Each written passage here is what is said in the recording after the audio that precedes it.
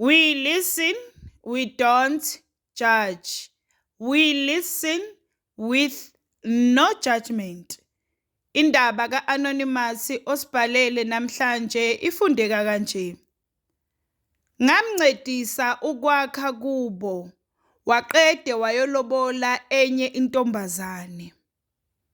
Ngiyabingelela kuwe dadewethu nakumphakathi wala ekhaya.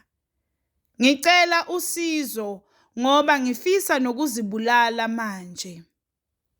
Indaba yami iqala kanjena. Ngizalelwe endaweni yaseNewcastle. Ngazalwa ngaba ngedwa kumama. Ubaba yena angimazi futhi angisibonanga nesidingo sokubuza ngaye ngoba umama ubengenzela konke. Ngifunde ngaqeda isikole ngase ngithola itoho khona la endaweni kwenye yama-call center. Ngasebenza lapho iminyaka cishe yaba 3. Kuthe ngonyaka wesine yavalwa ikhampani bengisebenza kuyo. Ngahlala u2 years ngingawutholi umsebenzi. Benginomunye ke umama obekahlala eFosloras. Umamami ubeyiwele. Ngase ngithatha isinqumo sokuthi angiyohlala naye umama wami lo omunye kuze ngizokwazi ukuzama amatoho. Nangempela ke ngakhuphuka ngaya eGoli. Umama wami lo wesibili ubengiphatha kahle impela. Phela bengifana nokuthi ngiyingane yakhe. Ubenganazo izingane yena. Esinye ke isizathu esenza ngingasiboni isidingo sika baba empilweni yami ngoba abomama bami bobabili bebabambisene ngokungikhulisa. Ngafika ke eGoli nakhona ngazama kodwa lutho ukuthola umsebenzi. Kwaphela unyaka nje impela ngingakaze ngabizwa naku-interview. Omama bami ke babese bebona ukuthi kungcono ngiyoqhubeka nokufunda. Ngase ngi-applyela for nursing. Ngenhlanhla ke ngasithola isikole. Ngafunda ke bekuthi makungamaholidi noma ama-weekend ngivele ngiye eFosloras. Ngathi nje uma ngiqeda ukufunda ngaba nenhlanhla ngathola umsebenzi kwenye yamakliniki waseSpruit. Ngaqhubeka ke ngahlala nomama eFosloras. Umuzi kamama ubuseduze nehostela leli elibizwa ngokuthi isemazulwini. Kuthe ngelinye ilanga ngiyothenga isinkwa esitolo. Ngahlangana nalobhuti nami owangichaza. Wazibika ke lobhuti wacela uthando. Kwaphela nje cishe iviki elokhu ezibika. Ngagcina ngimqomile ke. Sathandana nalobhuti konke kwakuhamba kahle. Ngangisayintombi nto. Nanoma ke ngangingawuhambi umhlanga kodwa ngangisazigcinile. Lobhuti ke wayehlala khona ehostela. Wawuyibona lensizwa ukuthi impilo yayisanzima kuyo ngoba ngisho izimpahla ebekazigqoka ezinye zazingoqopsi, ezinye seziphume nombala. Ngingasho nje ngithi into eyenza ngimthande ngabona ukuzethemba kwakhe. Phela ngangaziwa ukuthi ngiyinesi ngoba bebangibona ngigqoke umfanekiswano wami wobunesi. Ngapha nangalelanga angishela ngalo ngangigcoke wona ngibuya emsebenzini. Ngingasho nje ngithi Lona uthando lukababa ngangisaludinga ngoba ngangimuthanda kakhulu lo bhuti, futhi ngimazisa nokuthi uyindoda. Phela ngangithobela wonke umthetho wakhe. Enye yezinto-ke eyenza ukuthi ngimthande, ngathi uma ngimtshela ukuthi ngiyintombi nto, eyakhe impendulo yathi uzongilinda ngize ngikulungele ukuya enkonzweni yasekamelweni. Into eyenzeka-ke, ngathola abangani emsebenzini.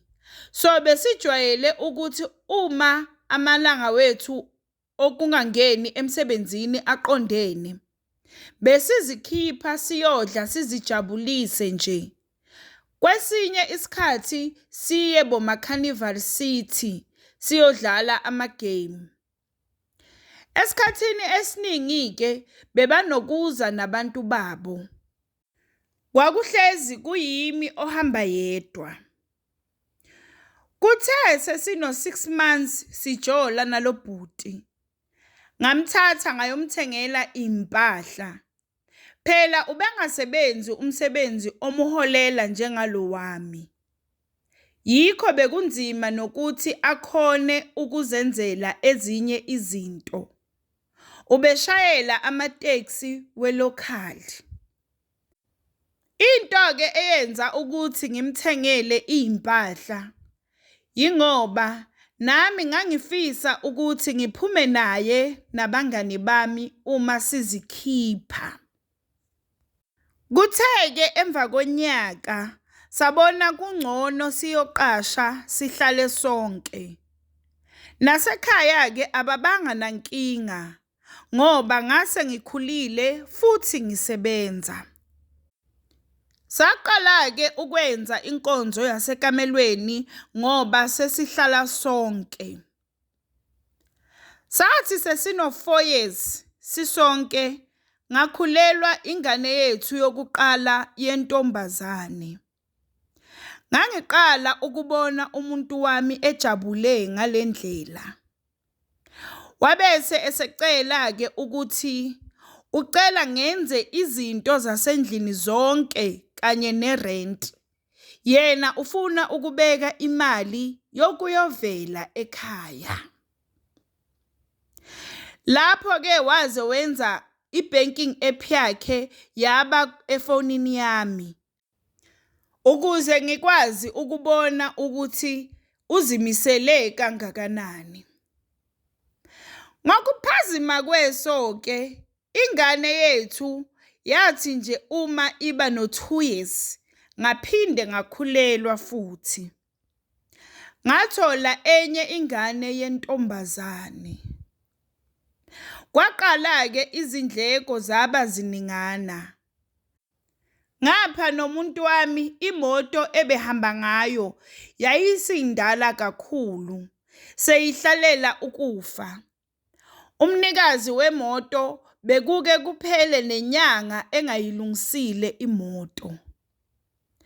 Angazi-ke ukuthi ubani owafundisa umuntu wami ukugembula. Kodwa-ke ngingasho ngithi wasisiza kakhulu ngoba ubewina imali ebambekayo. Wayegembula-ke ngama-dice. Kwahamba isikhathi wagcina esenetafula lakhe esengu-Knoxman. Isimo sezimali-ke endlini saba ngcono kakhulu, angifuni ukungasho. Kuthe ingane yethu le yokugcina uma iba na-4 years, sahlala phansi-ke nomuntu wami sahlela indaba yami yamalobolo ngoba nemali ibisikhona.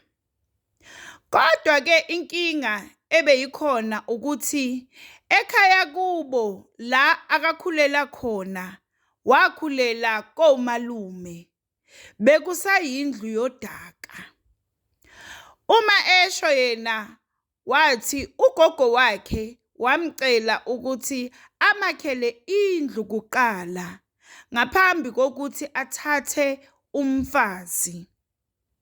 Ngebhadi-ke sewashona ugogo, kodwa umuntu wami wacela ukusigcina isicelo sikagogo wakhe. Nangempela-ke sakha kubo sincedisana. Khumbula sisi ukuthi ubegembula umuntu wami.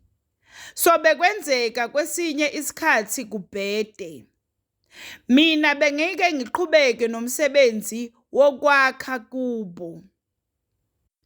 Sawakha-ke umuzi wakubo ngo-2019 ukuyela ku-2020.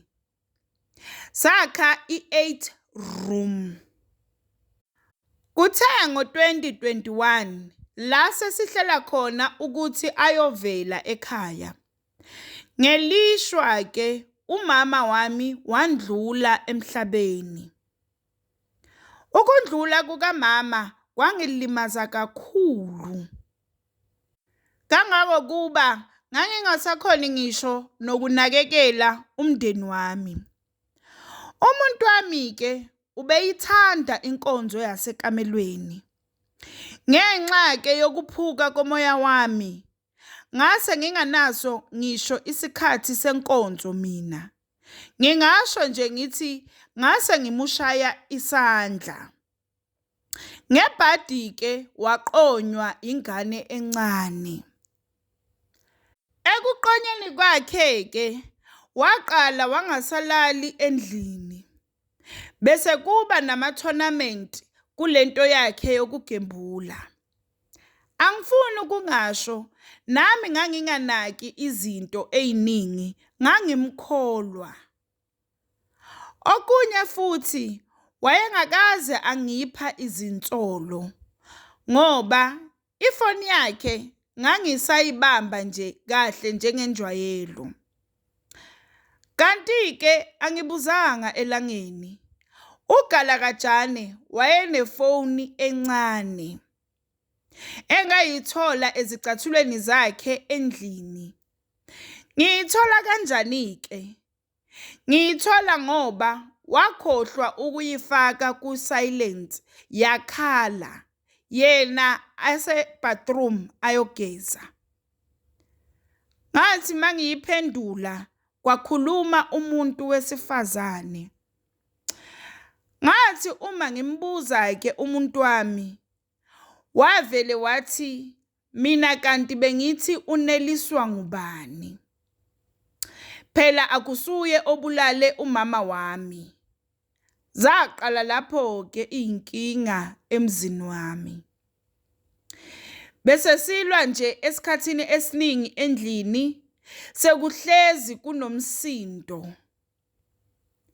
Wathatha isinqumo sokuphuma ayoqasha eyakhe yedwa indlu. Nakhona uhamba mina angazi.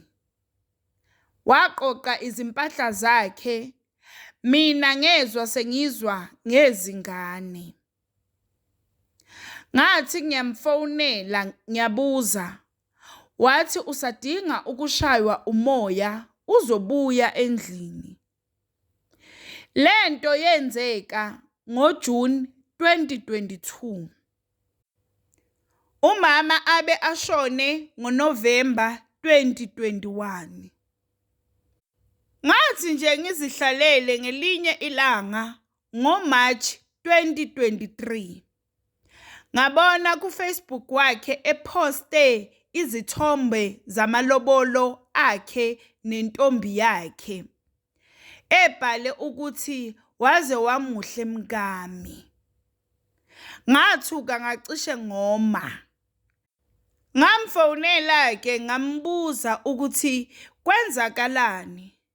Wathi uma engiphendula, wathi yena ukhetha ukuthula. Mina angithi ngiyathetha, yikho ngingeke ngigane. Vele khona izimpawu zokwaliwa zase zikhona. Ubefika endlini mina mangisemsebenzini azobona izingane.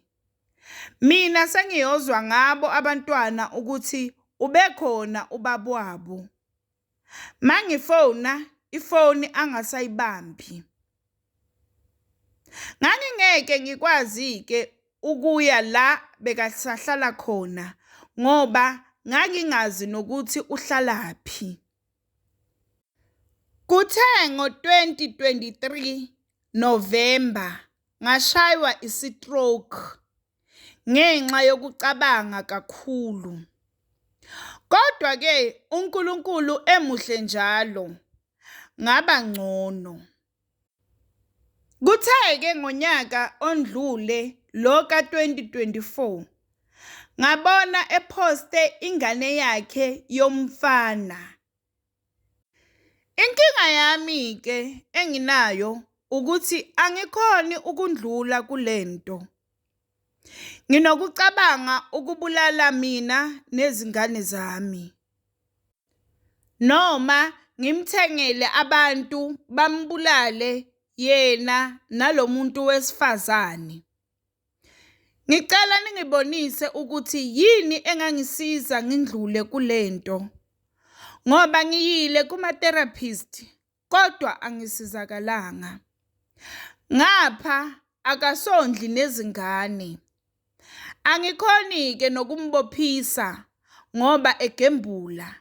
Nje uyafana nomuntu ongasebenzi ngokusemthethweni. We listen, we don't judge. We listen with no judgment. Sacela usitshele ukuthi ucabangani ngendaba ka-Anonymous osibhalele namhlanje ku-comment section. Sacela ungakhohlwa ukulike, ushare, usubscribe. Ungakhohlwa ukuthi ukusubscribe it's for free. Bazalwane, it's for free, awubhadali lutho.